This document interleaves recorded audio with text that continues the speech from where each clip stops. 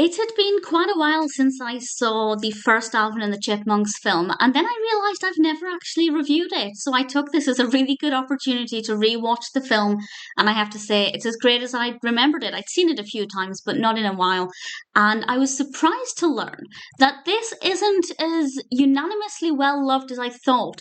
On IMDb, it has 5.2 out of 10 across 93,000 reviews and ratings. For that many ratings, it's not a terrible score, but I always thought it was one of those films that just everybody loved.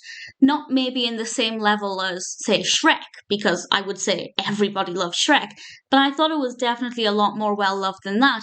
I'd love to know if people are divided between people who grew up watching Alvin and the Chipmunks animations and then watched it, and people who had never seen anything with Alvin and the Chipmunks before. I'd love to know what your thoughts are and which of those you're coming from. I grew up watching Alvin and the Chipmunks, so when this came out in 2007, I was desperate to see it, and I loved it, and I still do.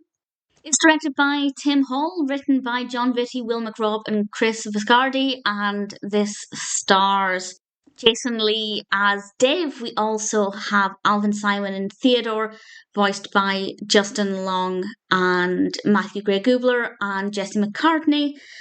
And the characters are true to their original personalities. We have Alvin, the cool one, we have Simon, the smart one, and Theodore, the slightly round, chubby, slightly younger sounding one. And the story is a great introduction. If you've never seen anything else with Alvin and the Chipmunks, I think this is a really solid introduction. These three chipmunks end up in Dave's house. Dave is a songwriter, his career isn't going very well, and it turns out that these chipmunks can not only talk, but they can sing very well. And Dave sees an opportunity to work with the Chipmunks and launch their music career.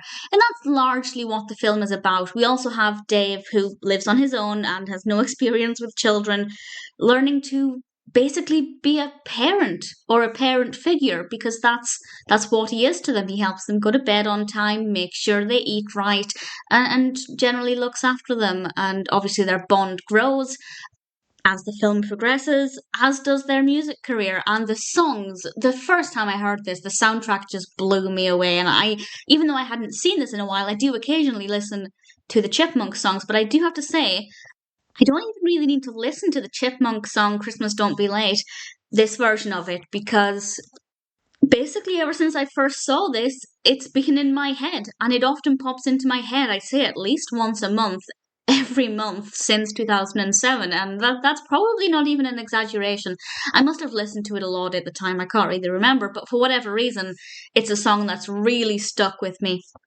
The rest of the soundtrack is brilliant. I think my other favourite is actually their version of Bad Day. I really enjoyed that. I thought that worked really well, but all of the songs were great. The vocal performances, the voice performances were great.